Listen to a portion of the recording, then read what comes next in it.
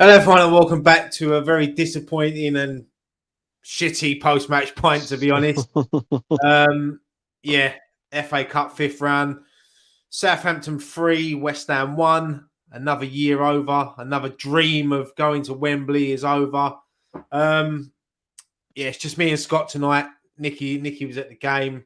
Great, yeah, Graham's not available. Scott, yeah, go through the starting lineup, mate. I know we ain't done that for ages, but you are, mate. Well, yeah, that's it. Nicky once it took off the reaction. But the thing, it changed the system, wasn't it? Areola coming in goal, going to three at the back with Diop, Zuma and Dawson. Fornals wide left, Johnson wide right, Rice and Soucek with Lanzini playing in front of them two. And then Bowen and Antonio up top. Yeah, I mean, my first reaction to starting lineup, I thought, you know what, it's a strong team. You know, Moyes has gone for it. Southampton were a lot weaker. They left some of their quality on the bench tonight, which proved for them is what you were saying, that they can bring that off the bench. But yeah, no, I was happy with the forward line, the midfield. I thought we had a strong starting 11. I thought, you know what, Moyes is looking to go for this tonight. I know there's a lot of people saying playing three at the back. I think if Creswell would have been fit, we wouldn't have played that formation. We would have played how we usually do, four at the back. But yeah, I mean, Scotland. You say that, mate. We sort of played this system at the weekend, didn't we? You know, when you looked at how Fornals was playing in that side, he was more as a left wing back rather than a left midfielder. So I just think it's just the way Moyes now wants to play. He got it right against Wolves, and to be fair, the way the first half panned out, it was quite even. But I thought the formation was right. We took the game to them, and you know, it's just it wasn't a 3-1 game. You know what I mean? I think the scoreline flattered them quite a bit. I think when you look at the start of the game, I mean, we had an opportunity right in the first minute where Jarrod Bowen went through. And up until they scored their first goal, I thought we was on top. But then I'll be honest, I think after that, I think they controlled the game. I really do. Yeah. We had our chances, but they just, the way they soaked up the pressure in midfield and stopped us playing through the middle, and we had to keep going out wide all the time. And Declan Rice was trying the long balls, and it wasn't only that; it was they just worked hard tonight, Southampton, and they deserved the win. I've got no sort of, I can't sit here and say, oh yeah, you know, we should be beaten, you know, we should have won that game, we were robbed. I don't think we was. I mean, we're even talking about the penalty decision as well in a minute, and there was other things in that game which frustrated me. I mean, Soucek, obviously that ruined Moyes' game plan when he had to take him off. Yeah. No, look, mate, I don't think we deserve to win the game. I just don't feel that we deserve to lose the way we lost it. You know, I thought we did enough, especially in that first half. We did enough to get a goal, but we didn't take our chances. And this is the thing, you know, we can create as many chances we want. We lack that cutting edge tonight. We said it after the game on Sunday.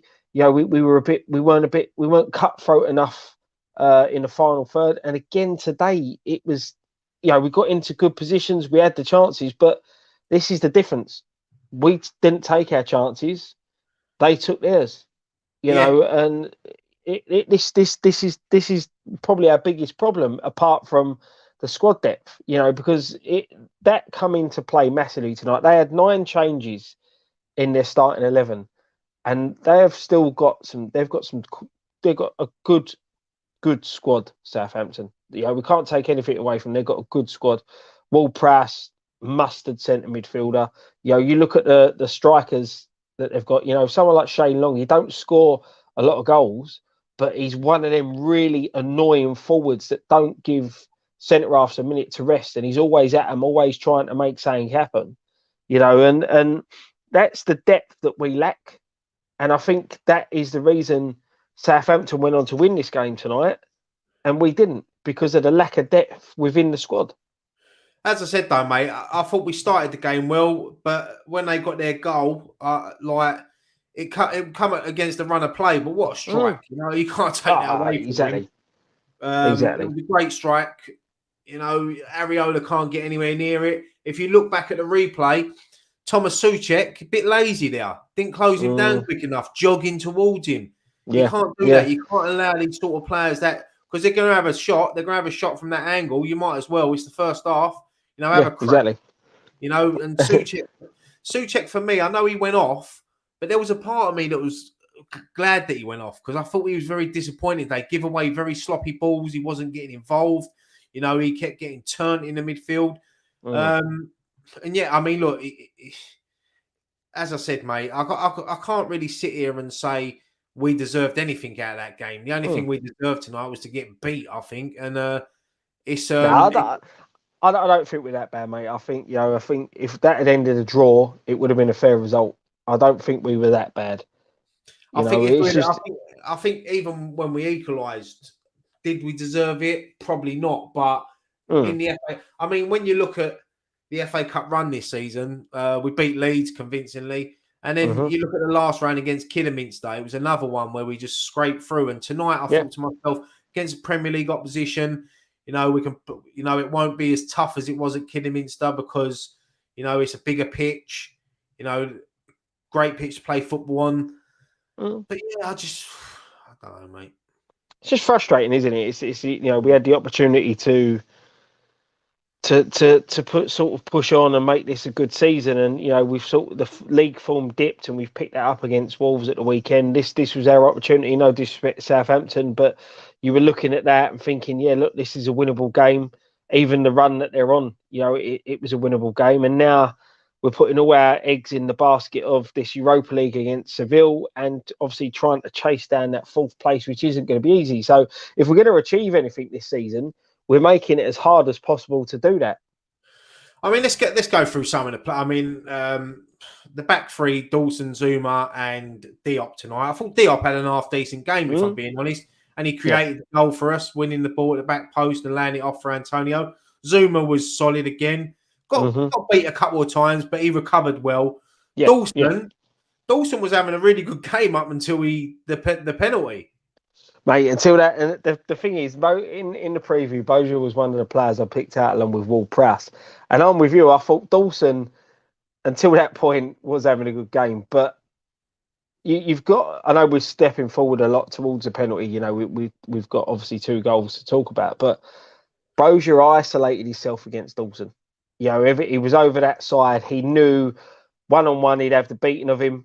Pace wise, he is an exciting forward. He's a sort of player that we should have looked at in the summer. When Southampton got hold of him, because he's going to end up going back to Chelsea probably at the end of the season, and he will get into Chelsea's starting 11 because he's a good quality forward. But he just made Dawson look awful. I thought when he came on, I thought Dawson was really, really poor.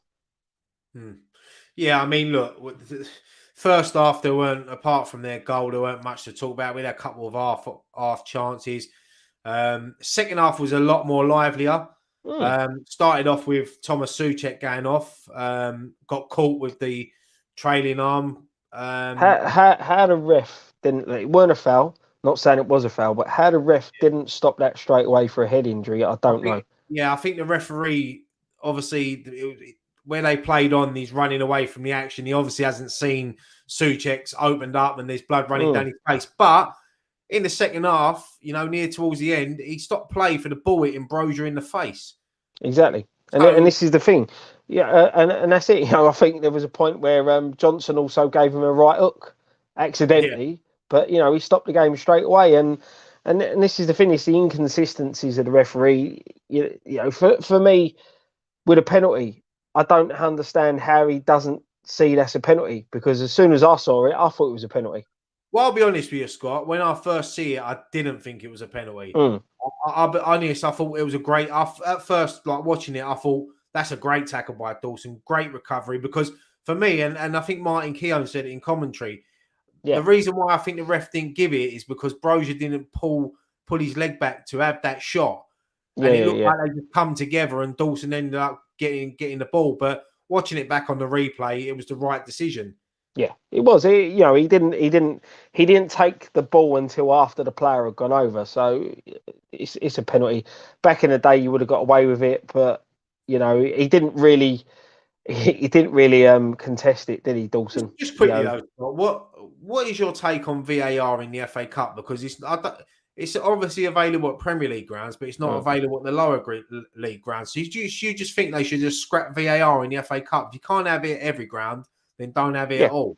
Yeah, it's pointless because you saw, what was it, 2 seasons ago when Man City beat Swansea, and Swansea had 2 goals disallowed. If VAR was involved in it, they would have been allowed. I can't sank along them lines. But so if that was at the Etihad, Swansea win that game. But because it was at Swansea's ground where there's no VAR, it doesn't. You can't have a competition. If you're going to have VAR, it's in every game or not at all. It's pointless. You know, and this is the thing with the FA Cup. It's got to be not at all, because you can't have VAR all the way back to the qualifying rounds, all the way back to the first round of the FA Cup with a lower league side. So just take it out of the competition whatsoever. And I'm not sitting here making excuses. It was just a genuine question to say, like, it's got to be like it's got to be all the grounds or nothing, because tonight Luton have played Chelsea at home. There's no VAR there. There's VAR obviously at Anfield tonight, and there was VAR at Southampton. But you know, imagine if there was a decision that for Luton tonight that, you know, they can't overrule it or something like that. I just didn't think it was. I just don't think it's fair. No, and that's it, mate. That's the thing, because it's not fair. Because if you're playing a Premier League side, you know, there's an advantage there to either team than there would be if you're playing away at a place like Luton. Because it's not there, you know, it's crazy that they do it in this way. It's just, I don't understand how they can just do it. Do you know what I mean? Just have it Premier League grounds or Championship grounds that have got the screens and all that. It makes no sense to have it there, but then you're not having it at your League One and League Two sides. So what was your thoughts on let's say Lanzini tonight? Do you think he had a decent game or? Yeah. Honestly, mate, I honestly don't think we played that badly. I really don't.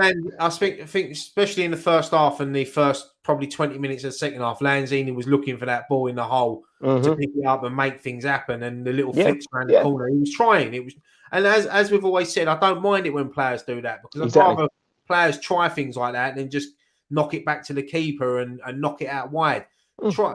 Because we haven't mentioned him yet. I know Antonio equalised for us, and it was coming because their goalkeeper, you know, made a mistake.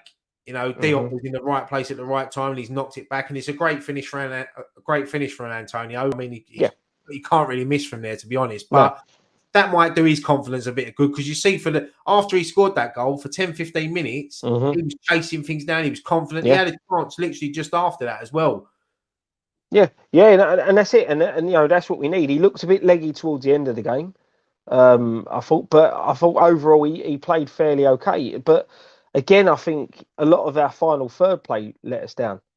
You know, the balls into the box. There was a couple of times again where today Antonio could have released an earlier ball or put a cross in when he didn't, and then, you know, I think he put in a really good left-footed cross that nearly led to a chance. And it's just like, it's that inconsistency of, you know, one time he puts in a great cross, the other time he hesitates and makes the wrong decision. He wasn't the only one guilty of that. There was a few players tonight guilty of it. I think with Lanzini, like you said, I thought Lanzini had a really good game in the middle. I thought when Souček went off, I thought his link-up play coming into that more sort of a deeper position to get the ball a lot, you know, I thought his link-up play with Benny and the other players was really good.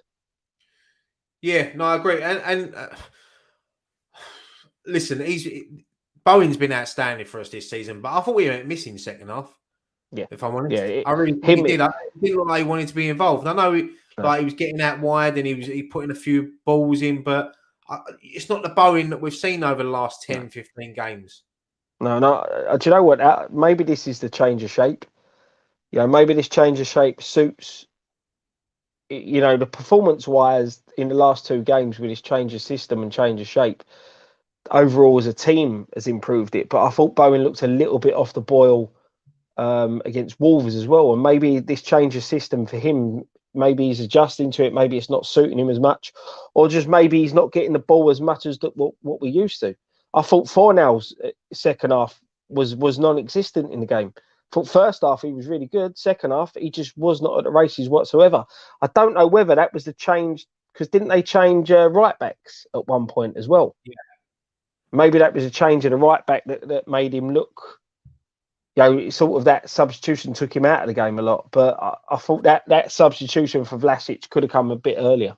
Yeah, I think Bowen. Look, he's played a lot of football. He hardly misses a minute, does he? He's played a lot of football, and as you said, change the system might not suit him. But Moyes will have to change it back to suit Bowen then, because Bowen's been one of our best players this season, and we can't afford to have him now dropping out of games, like going missing in games, because he's a key player. But Ben Rama come on. When he come on, I thought the first 5 minutes, 5-10 minutes, he looked quite lively. But then he dropped into this Ben Rama that's lost his confidence a bit. I mean, you see that ball that he could have played 4 nails through, and he overhit it, knocked it straight out of play. He didn't have to panic. It's like he panicked and hit it. Yeah, that's it. I think it was a couple of players done that tonight, mate, as well. I think Ben Rama's sort of put a lot of pressure on himself with the outburst to Moyes the other week. Do you know what I mean? When he went off and said, "Why always me?" It then adds added pressure if he's not playing brilliantly, and things are not coming off for him.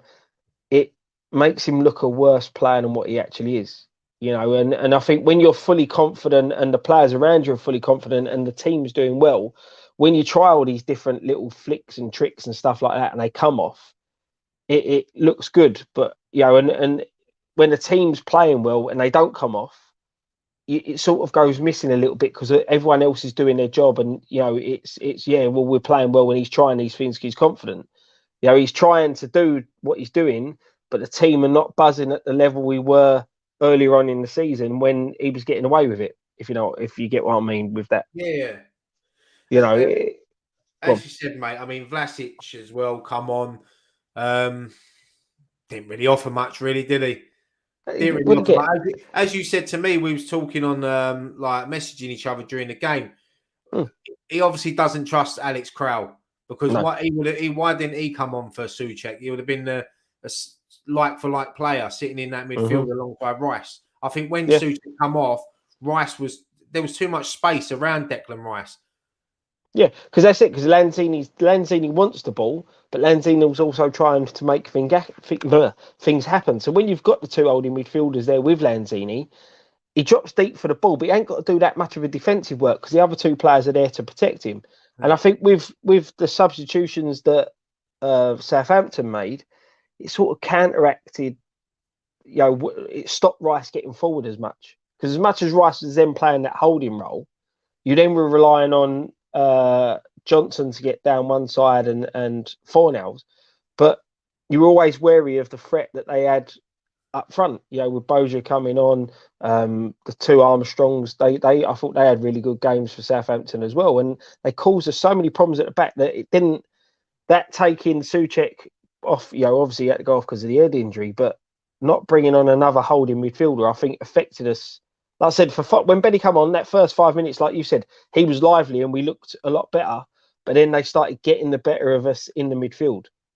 Thing is, as well, I mean, Southampton, their manager sort of identified, because they was just about to bring on Che Adams, and he could notice that in that 5 minute spell where they was trying to bring Che Adams on, they noticed that we started overrunning them a little bit, and that's where he decided not to bring him on. He brought on Redmond instead to shore up that space, and that's the difference. I mean, I look at David Moyes tonight. I look at the bench, and look, it's not the strongest bench, but you've got a couple of youngsters on there that want to prove. You got Okaflex, you got Perkins on there. Chuck one of them on with 10 minutes to go. Chuck one of them on. Take Fornals off, for instance, or something like that. Just chuck one of them on. Give them a chance. The thing you saw with the Borough game last night, they brought on was it 19-year-old youngster? Sorry, not Fornals. I meant Lanzini, because Fornals went off with Vlasic, didn't he? But one of them. Take fucking anyone off. But you know what I mean? If you don't give these youngsters a try, as I said, Borough done it last night. Was it a 19-year-old come on, scored the winner? It's this is the thing. If you don't give these kids a chance, especially in games like this, and look, you're not expecting the world from them. But that Ocker Flex for the under-23s has looked really good. He looks lively. As much as I'm liking Vlasic, he doesn't. I've said this before. For me, he comes into a side and does a job, but doesn't do anything outstanding. Yeah. He's a willing runner. He's a willing worker. He holds up the ball well. He can pass the ball well, but he doesn't. There's no spark.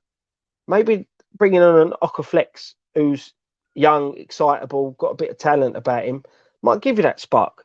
But I think because it was 2-1 at the time, Moyes has tried to go for the tried and trusted. Look, these are the first team players.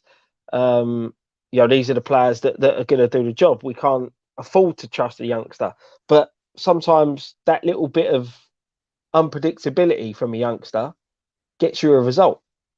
And I just think sometimes, there's opportunities where we should have tried it, and tonight we didn't, and it sort of backfired. Yeah, I mean, look, Southampton went on. They obviously got the penalty. Ward-prowse ain't going to miss. Great penalty. We had a couple of half chances, should we say, after that. Nothing major. I mean, it was Dawson had that header at the end. It was a great save from their goalkeeper. As you said, match-winning save, mate. That's it. And that's the thing. As soon as he saved that, mate, I knew we weren't going to get anything out of the game. Yeah, Willie's pulled off a good save there, mate. Anywhere else, that's in. A little bit. Dawson just caught it too well, if that makes sense. Yeah. It comes off the side of his head, it goes in. But that's a great save. And after that chance, your luck ain't in. And then Southampton went down the other end. And I would say it was a great finish, but I thought Areola could have done better. But look, I'm not going to take nothing away from Brozier. He worked hard when he come on. He's got the third goal, and Southampton go through to the quarterfinals of the FA Cup, and we're out, mate. And that's just the story of another year in the FA Cup for West Ham. Yeah, exactly. And that's it, mate. And I think it comes a lot down to the squad depth today. The fact that we had to go full strength. I don't think we really had a choice. Like we said, he obviously doesn't trust Kroll, doesn't trust Vlasic to start that often. We know he's not. He's very hot and cold with Benny. But then when you look at that bench, obviously no Noble, no Creswell, there's nothing else there. No. Obviously Yarmolenko's missing, but he's not everyone's favourite cup of tea at the minute. And this is the worrying thing, is that you look at them, they made 9 changes to the game. They had them 9 players come in who all knew the job that they had to do and fitted in well with the tactics and the system that Southampton had. Then in a game where I thought they weren't playing badly, they were winning 1-0, he makes 2 changes straight away. Then makes changes throughout the game, tactical changes, like you said, where they were going to bring on Che Adams and he changes it for Redmond. I just feel because of the depth of their squad and the players that they've got, it allows their manager to make them tactical changes, throughout the game. I think where Moyes lets himself down a bit, where we haven't strengthened the squad, is that we are this is the way we play, and we've only got a like-for-like player to play that system, but I don't trust this player. I don't trust that player. I think that's our downfall. I think their manager is a great. I think I really like him, Hassan Hootel. I think he's a good manager. I think he's doing well at Southampton. He no disrespect to Southampton, but he could probably go on to bigger and better things. I think he can manage a club at that next level. I mean, you got to bear in mind he lost 9-0 twice, and he still kept his job. Yeah, but the only Premier League manager ever to do that. Yeah, but he's still grinding out results for Southampton, and he's building a really good team there. And if another bigger club was to come in for him, I think he could do a good job. He's a decent manager, and he got his tactics and everything spot on tonight. And look, as much as I'm frustrated with West Ham tonight, because I said this last night on the podcast, is that these next 2 weeks are massive for West Ham. Because we've got so much to play for. We had the FA Cup, we're out now. We've now got 2 massive games against Seville in the Europa League. If we go out of that and then we start sliding down that table, it's going to go from a good season to a shit season. Yeah, to fucking get me to the summer. And that's the thing, mate. This is the frustrating thing. The frustrating thing of going out to Spurs in the quarter final of the League Cup as well. You know, it's just one of them. Like you, I just don't want this season to peter out. We're in a good position. You know, I'm happy finishing anywhere inside that top 7. If I'm honest, if we don't get Champions League, it's not the end of the world. We're punching above our weight up there in the top floor anyway. But so long as we finish inside that top 7, it's now we're out of this. The Europa League is the one. Mm. You know, the Europa League is the one. This is why last night I did not tweet about Spurs, because Yeah. I know they went out, but when we've got a game to play the next day, I'm not going to sit there and take the piss out of Spurs in it, because look, we've gone out the next night. We've gone out in the same round. I know they went out to Middlesbrough, but we can't laugh at anything because we scraped past fucking Kidderminster. Yeah, so exactly. And that's another thing. Like, we're 2-1 down at Southampton, and I'm hearing our fans singing Tottenham get battered everywhere they go, and we're losing 2-1. Oh, come on, like, fucking hell. It's but look, it's frustrating, mate. It's over. I'm not going to let it affect me. I'm so used to it. I'm 38 in a couple of weeks' time, and this is every year's the same with the FA Cup for me. Apart from 06 when we got to the final, every other year's the same. So that's it, mate. That's it. And look, you know, it's just so frustrating because I think we can all agree that we've got a team there that can win something, that can win a cup competition. You know, and I think again, it's not gonna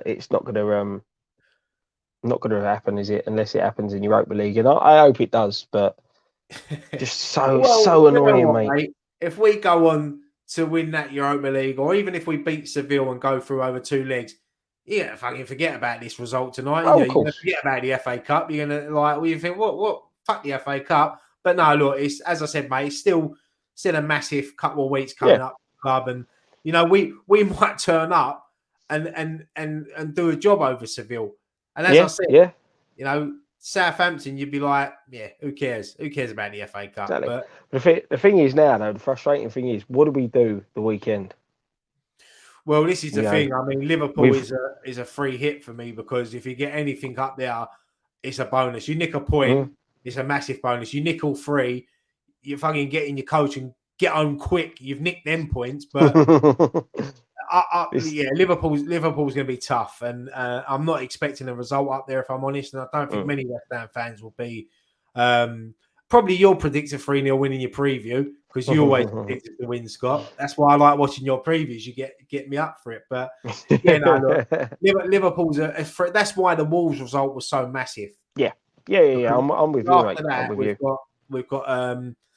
we've got some winnable games. But Liverpool is just one of them. But then again, we beat them earlier on in the season when they was on a good run of form. But so were we. So be an interesting game. That's the thing. As I said, I think with the Wolves' performance tonight, look, we didn't play badly. I just think we got tacticked, if that's a way of pronouncing it, a way of saying it. You know, they got it bang on and took their chances, and we didn't. But we've got to go into Liverpool game confident that we're playing better. But it's just now, even though that Liverpool game's coming up and it's going to be a tough game, there's one eye on that Seville fixture, which now is going to start playing on everyone's mind. You know, and this is what I said to you, didn't I? With games like that coming up, they're so big that players might start pulling out of challenges and not going in challenges because they don't want to be injured and miss these sort of games, which I understand.